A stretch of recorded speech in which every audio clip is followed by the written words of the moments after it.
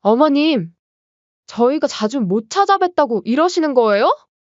그리고 가족한테 이렇게 차별하시면 안 되죠. 형평성에 어긋나는 거예요. 맞아요. 동생한테만 집 주고 우리는 가족도 아니라 이거예요? 가족이라고? 말 한 번 잘했다. 며느라, 너가 너 입으로 말하지 않았니? 출가한 아들이랑 며느리는 남이라고? 세상에 어떤 정신 나간 사람이 남한테 집을 증여해주니? 그리고 내가 수술해서 입원했을 때 수민이는 회사 일까지 재택으로 바꾸면서 날 간호했어? 사위는 매일 퇴근하고 병원에 와서 들렸고, 그런데 너네는 그때 해외여행 가지 않았어? 너네가 말하는 형평성을 따지면 더욱더 너네한테 주면 안 될 것 같은데? 정말 너무하세요. 쪼잔하게 그딴 걸로 재산을 나누는 게 말이 되나요? 너무하다고. 너네는 문자 한 통 보내기도 벅찼잖니? 내가 죽었어도 여행 다녀오고 나서 문상 왔을 거야. 그래도 저희도 엄마 자식인데. 자식? 부모가 수술받고 입원해 있을 때 휴가 내고 해외여행 다녀오는 자식이 세상에 어디 있다고 뻔뻔스럽게 자식 타령을 하는 거야. 어머님, 저희도 바빴어요. 마음은 가고 싶었다고요. 그리고 부모 재산은 자식들한테 공평하게 나눠줘야 하는 거 아니에요? 이건 너무 불공평하잖아요. 공평이란 건 권리만이 아니라 의무도 함께 하는 거야. 너희가 자식 노릇도 안 하면서 자식 권리만 찾으려 하니 가증스럽구나. 이제 더 할 말 없지? 그럼 돌아가. 남의 집에 이렇게 오래 있으면 실례야. 그리고 앞으로는 연락하지 마라. 너희가 그토록 원하던 대로 이제 정말 남이 되자. 너희가 그렇게 원했잖아. 시댁은 시댁이고 친정은 친정이라며. 이번 사연의 주인공은 69세의 박영애 씨입니다. 젊은 나이에 남편을 잃고 두 자녀를 홀로 키워낸 강인한 어머니였죠. 고단했던 세월 속에서도 자식들만큼은 남부럽지 않게 키우겠다는 일념 하나로 살아왔습니다. 28배 남편을 잃었을 때만 해도 영희 씨는 앞이 캄캄했습니다. 당시 큰아들 준호는 6살, 수민이는 겨우 3살이었죠. 그렇게 낮이며 밤이며 가리지 않고 일을 했습니다. 주말에도 쉬지 못하고 이런저런 일을 했죠. 힘들었지만 아이들의 웃는 얼굴을 보면 모든 피로가 날아갔습니다. 아들 준호는 어린 나이에도 동생을 잘 돌봐주는 착한 오빠였습니다. 딸 수민이 또한 엄마의 고생을 아는지 투정 한 번 부리지 않았죠. 그렇게 힘든 시간을 이겨내며 아이들은 훌쩍 자라났습니다. 엄마, 이번에 대기업 최종 합격했어요. 큰아들 준호가 명문대학교를 졸업하고 취업 소식을 전해왔을 때 영희 씨의 눈시울은 뜨거워졌습니다. 밤늦게까지 일하면서 자식을 키운 보람을 느꼈죠. 우리 엄마가 최고예요. 이제는 제가 효도할게요. 그때만 해도 아들 준호는 그렇게 다정했습니다. 퇴근길에 간식거리도 사오고 주말이면 영화도 함께 보러 다녔죠. 어머니의 생일이면 꼭 케이크를 들고 와서는 엄마, 우리가 이만큼 잘할 수 있었던 건 다 엄마 덕분이에요. 라며 감사 인사를 잊지 않았습니다. 하지만 결혼을 하고 나서부터 아들은 조금씩 달라지기 시작했습니다. 처음에는 작은 변화였습니다. 퇴근 후에 들르겠다던 약속이 미뤄지기 시작했고 주말 저녁 식사 자리도 점점 줄어들었죠. 영희 씨는 신혼 때를 즐겨야지라며 이해하려 했습니다. 어머니, 저희는 맞벌이라서요. 시간이 좀. 며느리 소영은 처음부터 시댁과 거리를 두고 싶어 했습니다. 바쁘다는 핑계로 명절에도 얼굴을 비추지 않았고 영희 씨가 연락을 해도 대부분 지금은 좀 힘들 것 같아요라는 답변이 돌아왔죠. 준호야, 이번 주말에 집에서 밥이라도 먹고 가지 않을래? 엄마, 이번 주말은 약속이 있어서요. 다음에 가면 안 될까요? 그 다음이라는 말이 점점 멀어져 갔습니다. 한 달이 지나고 두 달이 지나도 아들의 발걸음은 없었죠. 전화통화도 점점 짧아졌습니다. 영희 씨는 아들과의 관계가 점점 멀어져 가고 있는 것 같아 가슴이 아팠습니다. 엄마, 이번 주말에 뭐 하세요? 제가 맛있는 거 해드릴게요. 반면 딸 수민이는 결혼 후에도 변함없었습니다. 주말이면 사위 동혁이와 함께 찾아와 집안일도 돕고 장도 받아주곤 했죠. 특히 명절 전에는 미리 와서 전도 부치고 청소도 도왔습니다. 엄마, 이거 제가 회사 앞에서 산 약과예요. 맛있다고 소문난 거라서요. 장모님, 이거 저번에 드시고 싶다던 막걸리예요. 저희가 찾아다녔어요. 한번 드셔보세요. 사위 동혁이는 빈손으로 오는 법이 없었습니다. 늘 무언가를 사들고 왔고 특히 명절 때는 고향 특산품을 한아름 안고 왔죠. 제가 흘려서 말한 음식 취향까지 기억하고 있는 그의 마음 씀씀이는 영희 씨의 마음을 따뜻하게 했습니다. 엄마, 생신 축하드려요. 저희가 정성껏 준비했어요. 딸 수민이는 어머니의 생신이면 늘 이렇게 찾아왔습니다. 정성스레 준비한 음식들로 상을 차리고 케이크에 촛불도 켜주었죠. 어머니가 좋아하는 미역국을 끓이고 사위동혁은 상차림을 도왔습니다. 때로는 수민이가 직접 케이크를 만들어 오기도 했죠. 장모님, 올해는 저희가 케이크를 직접 만들어 봤어요. 맛있게 드세요. 하지만 아들 부부 자리는 늘 비어 있었습니다. 생신상을 차리면서도 영희 씨의 눈은 자꾸 현관문으로 향했죠.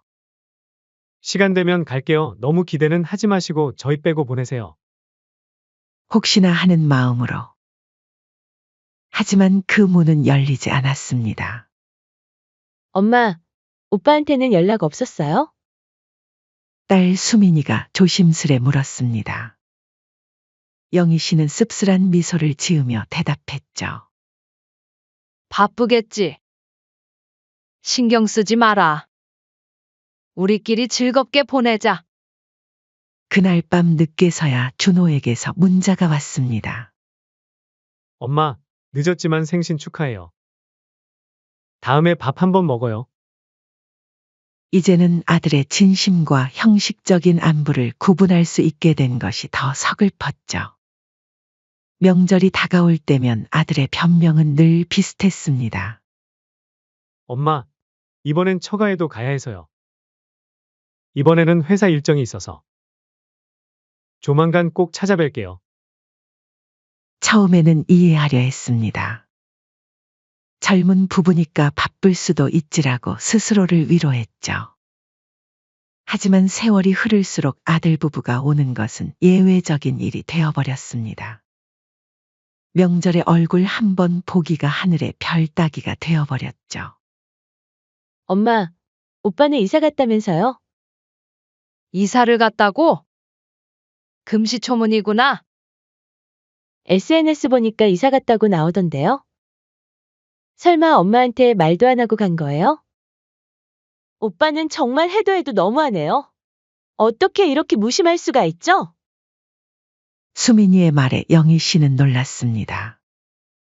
아들이 이사를 간다는 소식조차 듣지 못했던 거죠. 나중에야 알고 보니 준호네는 3개월 전에 이사를 했다고 했습니다. 그제야 영희 씨는 깨달았습니다. 자신이 아들 부부에게는 이제 그저 연락할 필요도 없는 남이 되어버렸다는 것을.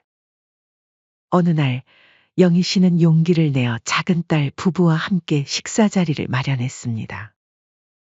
큰아들 부부도 오랜만에 초대했죠. 하지만 분위기는 처음부터 어색했습니다. 며느리는 억지로 끌려온 듯한 표정이었고 말수도 거의 없었습니다. 며느라, 명절 때만이라도 얼굴 좀 보여주면 안 되겠니? 가족끼리 너무 멀어지면 안 되잖아. 그래봤자 1년에 한두 번 아니니? 영희 씨가 조심스럽게 말을 꺼냈습니다. 그러자 며느리는 피식 웃으며 숟가락을 내려놓았죠. 솔직히 시어머니랑 며느리는 남 아닌가요? 저는 솔직히 어머님이랑 가깝게 지내고 싶진 않아요. 그냥 시댁은 시댁이고 저희 가정은 저희 가정이죠. 출가한 아들은 남이라면서요? 순간 식탁의 공기가 얼어붙었습니다. 딸 수민이와 사위 동혁이 놀란 표정을 지었지만 영희 씨는 아무 말도 하지 않았습니다. 그저 조용히 젓가락을 내려놓으며 생각했죠. 그래.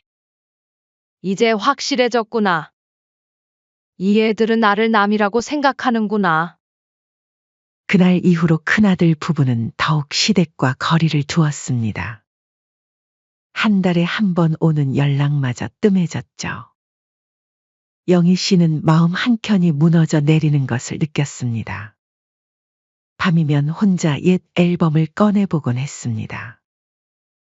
어린 시절 준호가 수민이 손을 잡고 찍은 사진을 보며 눈시울을 적시곤 했죠. 언제부터 이렇게 멀어졌는지, 무엇이 잘못된 것인지 밤새도록 생각해 보았지만 답은 나오지 않았습니다. 같은 자식인데 어쩜 이렇게 다를까? 그렇게 영희 씨의 쓸쓸한 날들이 이어졌습니다. 그러던 어느 날 아침, 영희 씨는 평소처럼 일찍 일어나 집안 청소를 하고 있었습니다. 오래된 장롱을 옮기려다 그만 발을 헛디뎌 넘어지고 말았죠. 순간적인 충격에 허리가 아팠지만 괜찮겠지 하는 마음에 참았습니다. 하지만 통증은 점점 심해졌고 결국 걸음조차 못 걸을 지경이 되었습니다. 급한 대로 딸에게 전화를 걸었지만 받지 않았죠. 결국 혼자 119를 불러 병원으로 향했습니다. 구급차 안에서도 영희 씨는 자식들에게 걱정을 끼치게 될까봐 마음이 무거웠습니다. 응급실에 도착하자마자 의사는 심각한 표정을 지었습니다. 허리뼈에 금이 갔네요. 그동안 대체 어떻게 참고 사신 건가 싶은 수준이에요. 수술이 필요합니다. 당장 입원하셔야겠어요. 의사의 말에 영희 씨는 한숨을 내쉬었습니다. 병원비며 입원 기간이며 생각할 것이 너무 많았죠. 그때 마침 딸 수민이가 전화를 걸어왔습니다. 엄마. 전화 못 받아서 죄송해요. 회의 중이었어요. 수민아. 엄마가 지금 병원이야. 수술해야 된대. 전화를 받자마자 딸 수민이는 회사에 반차를 내고 달려왔습니다. 사위도 중요한 미팅을 미루고 병원으로 왔죠. 장모님, 많이 아프시죠? 일단 진통제라도 맞으셔야 할 것 같아요. 얼른 나으시면 장모님 좋아하는 한우 먹으러 가요. 두 사람은 영희 씨의 입원 수속을 밟고 병실을 알아보느라 분주히 움직였습니다. 수술 날짜는 일주일 후로 잡혔고 그때부터 수민이 부부의 병간호가 시작됐죠. 엄마, 제가 회사에 재택근무 신청했어요. 아침 저녁으로 병원에 있을 수 있어요. 수민아, 직장일에 지장 생기면 어떡하니? 엄마, 지금은 엄마 건강이 더 중요해요. 수민이는 노트북을 들고 와 병실에서 일했고 사위 동혁은 퇴근하자마자 병원으로 달려왔습니다. 둘은 번갈아가며 영희 씨의 식사를 챙기고 말벗도 해주었죠. 그나저나 오빠한테는 연락했어요? 수민이의 물음에 영희 씨는 고개를 저었습니다. 바쁜 아들을 귀찮게 하고 싶지 않았죠. 하지만 수민이는 오빠에게 전화를 걸었습니다. 오빠, 엄마가 수술하셔. 허리뼈에 금이 갔대? 수술하는데 엄마 옆은 지켜야 되는 거 아니야? 자식돌이는 해야지. 하지만 돌아온 대답은 차가웠습니다. 회사 일이 바빠서 당장은 어렵다고 말했잖아. 엄마한테 내가 전화할게. 너는 신경 꺼. 그러나 그 전화는 끝내 오지 않았습니다. 수술 전날까지도 아들 부부는 나타나지 않았죠. 대신 문자 한 통을 보내왔습니다. 엄마, 수술 잘 되시길 바랄게요. 얼른 나으세요. 수술실로 들어가는 영희 씨의 눈가에 눈물이 맺혔습니다. 마취에서 깨어났을 때도 옆에는 수민이 부부만이 있었죠. 엄마, 수술 잘 끝났어요. 이제 좀 주무세요. 장모님, 저희가 계속 옆에서 지킬 테니까 걱정 마세요. 수민이는 병실 바닥에 간이 침대를 깔고 새우잠을 자면서도 한시도 어머니 곁을 떠나지 않았습니다. 사위는 매일 아침 출근 전에 들러 죽을 떠먹여 드리고 퇴근 후에도 들려 지극정성이었죠. 장모님, 병원 밥이 입에 안 맞으시죠? 제가 어제 본 반찬 가게에서 특별히 사왔어요. 엄마, 너무 걱정 마세요. 저희가 계속 옆에 있을 거예요. 한 달 가까이 되는 이번 기간 동안 수민이 부부의 정성은 계속됐습니다. 피곤한 기색이 역력한데도 둘은 늘 웃으며 영희 씨를 돌봤죠. 장모님, 이제 조금만 더 힘내세요. 재활만 잘하시면 금방 나으실 거예요. 간호사들도 이런 수민이 부부를 보고 감탄했습니다. 어머, 따님이 정말 효심이 지극하시네요. 사위분도 친아들처럼 잘하시고. 부러워요. 반면 아들 준호와 며느리는 한 번도 얼굴을 비추지 않았습니다. 명절이며 생일이며 찾아오지 않던 그 패턴 그대로였죠. 나중에 안 사실이지만 준호는 그 기간에 와이프와 해외여행을 다녀왔다고 합니다. 엄마, 오빠 부부는 괌 다녀왔대요. 어떻게 그럴 수가 있어요? 다음에 제가 오빠한테 한마디 해야겠어요. 수민이가 조심스레 말을 꺼냈을 때 영희 씨는 이미 체념한 듯했습니다. 아니다 말을 해도 내가 하는 게 맞지. 네 오빠 원래 무심하잖니. 하지만 그 담담한 말투 속에 깊은 상처가 묻어 있다는 걸 수민이는 알 수 있었습니다. 그날 밤 영희 씨는 혼자 말없이 눈물을 훔쳤습니다. 엄마, 제가 모시고 살까요? 어느 날 수민이가 조심스레 제안했습니다. 하지만 영희 씨는 고개를 저었죠. 그건 안 된다. 너희도 신혼인데 엄마가 짐이 되면 안 되지. 엄마가 무슨 짐이세요? 저희한테는 엄마가 제일 소중한데. 맞아요, 장모님. 이럴 땐 누구한테 의지하겠어요. 가족밖에 없잖아요. 병원에 누워있는 동안 영희 씨는 많은 것을 깨달았습니다. 며느리는 나보고 남이라고 하더니 사위는 가족이라면서 챙겨주네. 그리고는 정말 자신에게 소중한 가족이 누구인지 되짚어보며 한 가지 결심을 하였죠. 수민아, 사위야. 네, 엄마? 너희 덕분에 엄마가 이렇게 잘 견딜 수 있었어. 엄마, 무슨 말씀하세요? 당연한 건데. 퇴원하는 날 영희 씨는 마음을 굳게 먹었습니다. 이제는 더 이상 미련을 갖지 말아야겠다고. 자신을 진심으로 걱정하고 돌봐주는 사람들과 함께 남은 인생을 보내야겠다고 말이죠. 내가 아플 때 곁에 있어준 사람이 결국 진짜 내 가족이었다. 영희 씨는 그렇게 조용히 중얼거렸습니다.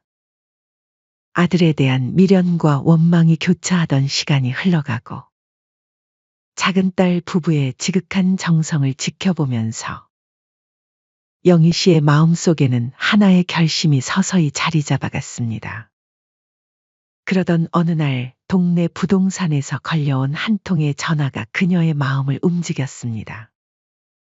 박영희님, 혹시 지금 사시는 아파트 매매 생각 없으세요? 시세가 많이 올랐는데. 현재 시세로는 8억대 후반까지도 가능할 것 같습니다. 그 말을 듣는 순간 영희 씨는 결심했습니다. 자신의 재산을 정리할 때가 됐다고 말이죠. 그동안 자식들 사이에서 공평하게 대하려 애썼지만 이제는 달랐습니다.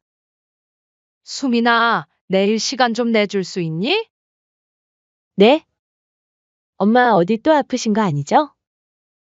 아니, 엄마가 너랑 도장 찍으러 가야 할 때가 있어서. 그게 무슨 말이에요? 도장이라뇨? 그런 게 있다. 내일 시간 좀 내주거라. 다음 날 영희 씨는 딸 수민이와 함께 변호사 사무실을 찾았습니다. 엄마, 갑자기 웬 변호사예요? 무슨 일 있는 건 아니죠?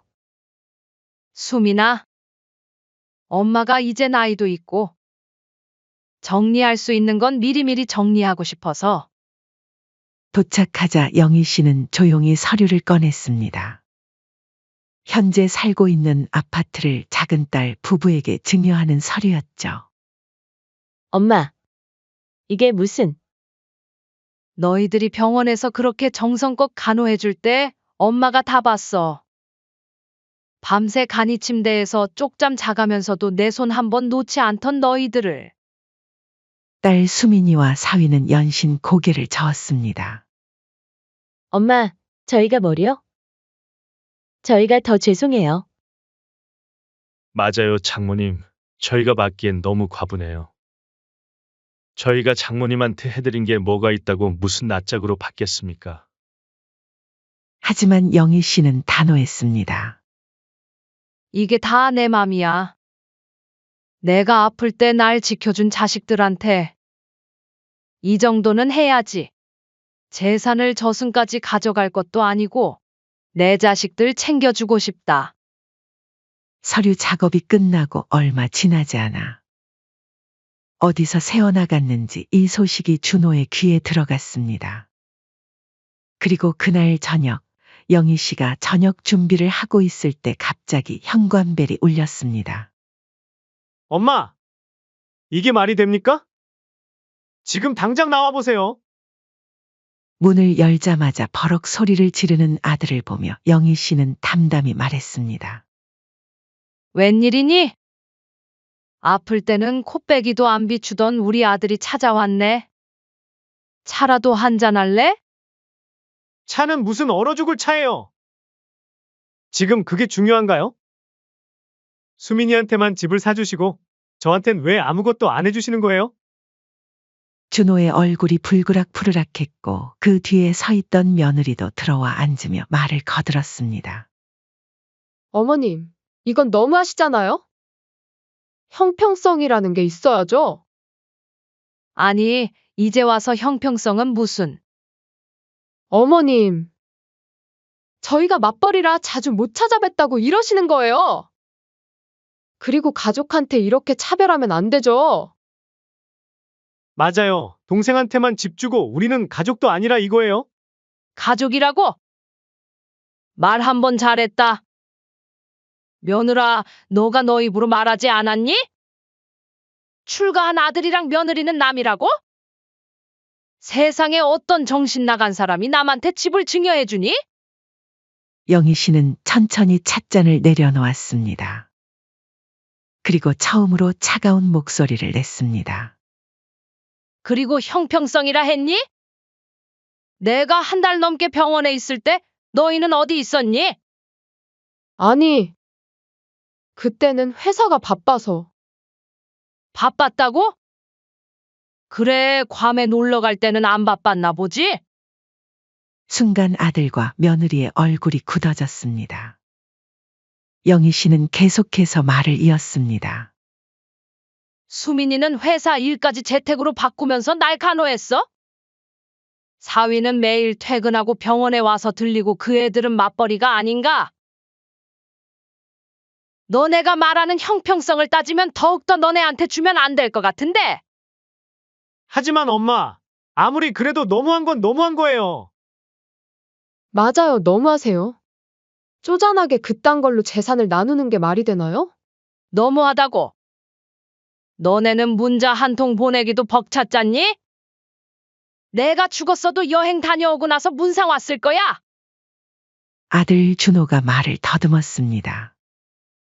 그래도 저희도 엄마 자식인데. 자식? 부모가 수술받고 입원해 있을 때 휴가 내고 해외여행 다녀오는 자식이 세상에 어디 있다고 뻔뻔스럽게 자식 타령을 하는 거야. 영희 씨의 말 한마디 한마디가 비수가 되어 꽂혔습니다. 하지만 며느리는 여전히 뻔뻔했습니다. 어머님, 저희도 바빴어요. 마음은 가고 싶었다고요. 그리고 부모 재산은 자식들한테 공평하게 나눠줘야 하는 거 아니에요? 이건 너무 불공평하잖아요. 공평이란 건 권리만이 아니라 의무도 함께 하는 거야. 너희가 자식 노릇도 안 하면서 자식 권리만 찾으려 하니 가증스럽구나. 이제 더 할 말 없지? 그럼 돌아가. 남의 집에 이렇게 오래 있으면 실례야. 그리고 앞으로는 연락하지 마라. 너희가 그토록 원하던 대로 이제 정말 남이 되자. 너희가 그렇게 원했잖아. 시댁은 시댁이고 친정은 친정이라며. 영희 씨의 단호한 목소리에 아들 부부는 더 이상 아무 말도 하지 못했습니다. 그저 멍하니 서 있다가 결국 돌아설 수밖에 없었죠. 그들이 떠나고 난 후 영희 씨는 창밖을 바라보며 깊은 숨을 내쉬었습니다. 가슴 한켠이 아팠지만 후회는 없었습니다. 이제야 비로소 자신의 진짜 가족이 누구인지 확실히 알게 되었으니까요. 그날 이후 준호는 수십 번 연락을 시도했지만 영희 씨는 받지 않았습니다. 문자도 전화도 모두 무시했죠.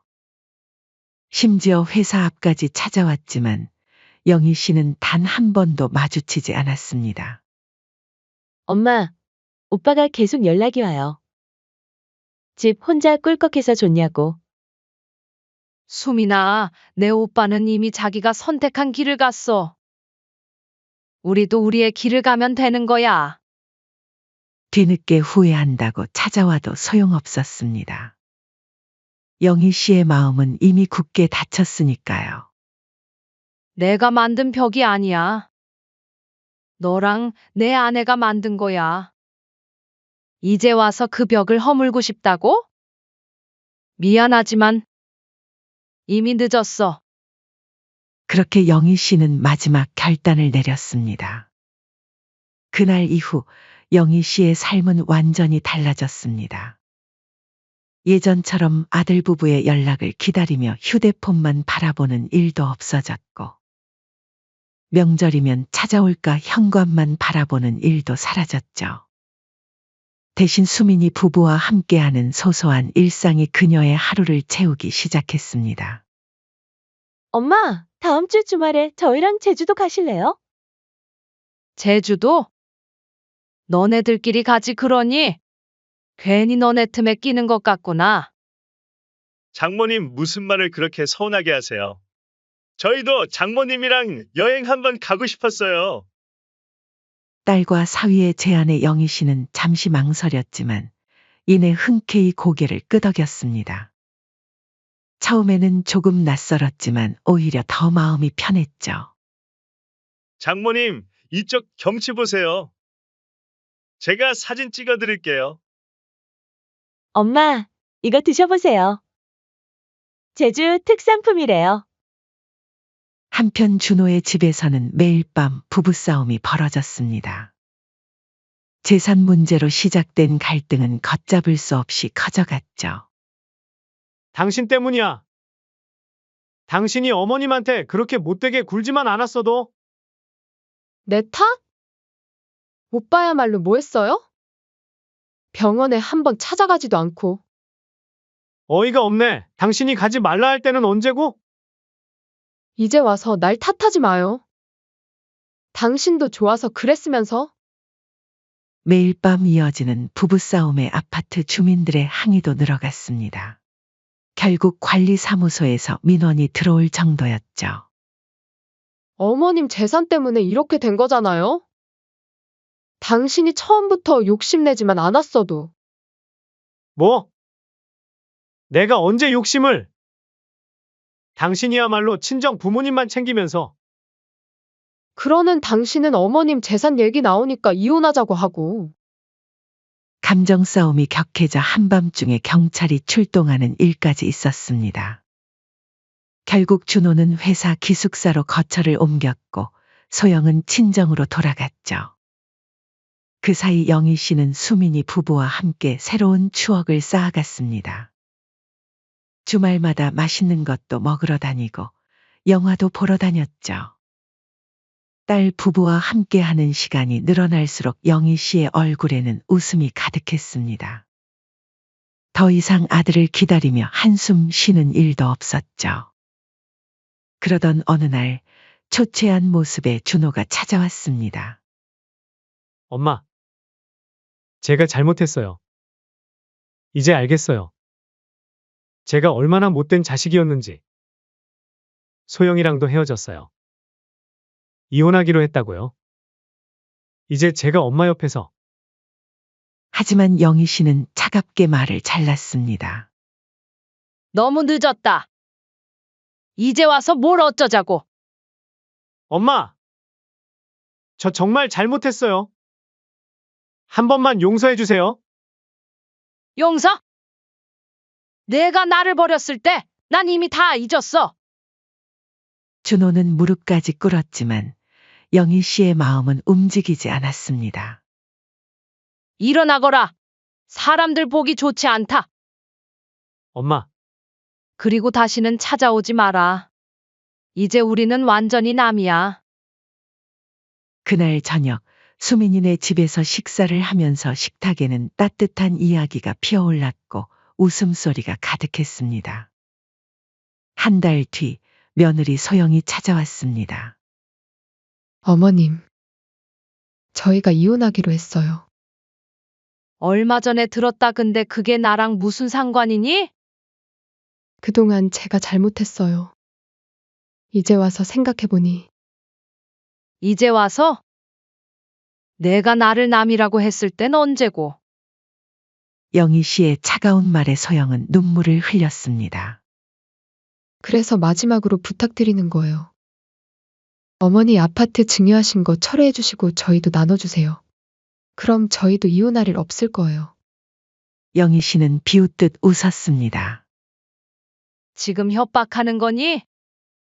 끝까지 돈 얘기구나. 너희 둘 다 한결같이.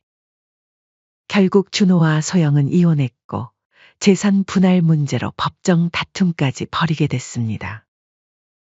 한때는 영희 씨의 자랑이었던 아들은 이제 낯선 사람이 되어 있었죠. 엄마, 오빠가 법원에서. 수민아, 이제 그만하자. 내 오빠 얘긴 더 이상 하고 싶지 않아. 시간이 흐르면서 영희 씨의 일상은 더욱 풍요로워졌습니다. 딸 수민이네와 함께 텃밭도 가꾸고 여행도 다니고 취미 생활도 시작했죠. 어느새 영희 씨의 얼굴에서는 예전의 우울함이 사라졌습니다. 대신 밝은 웃음이 자리 잡았죠. 이제는 더 이상 아들의 그림자에 발목 잡히지 않았습니다. 준호는 여전히 찾아왔습니다. 설날, 추석, 어버이날. 하지만 영희 씨는 한 번도 문을 열어주지 않았습니다. 이제는 그저 또 하나의 일상일 뿐이었죠. 엄마! 저예요. 준호예요. 한 번만 문 좀 열어주세요.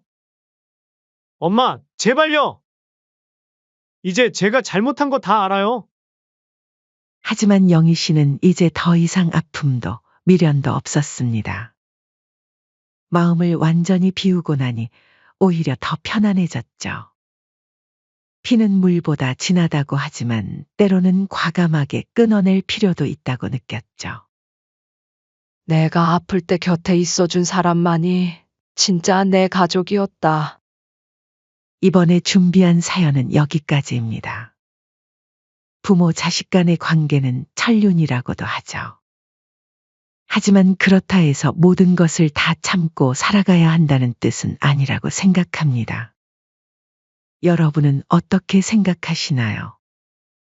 여러분의 생각을 댓글로 남겨주세요. 시청해 주셔서 감사합니다.